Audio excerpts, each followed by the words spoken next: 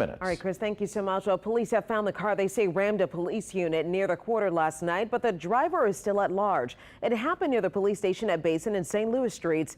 An officer shot at that suspect as he got away. Now the department is investigating whether that officer was right to fire their weapon. As Rachel Hanley explains, this comes at a time when the NOPD's policing practices are being carefully analyzed.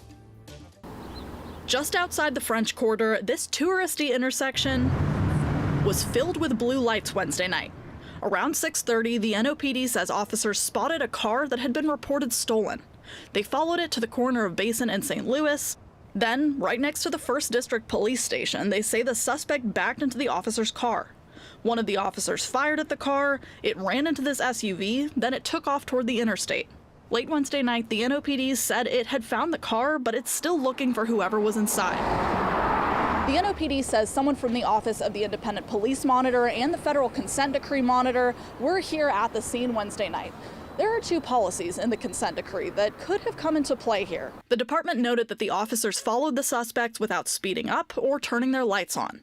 That's because the consent decree doesn't allow car chases except under very specific circumstances. Another policy says officers can't shoot at a moving car unless someone inside is using deadly force other than the vehicle itself against the officer or another person.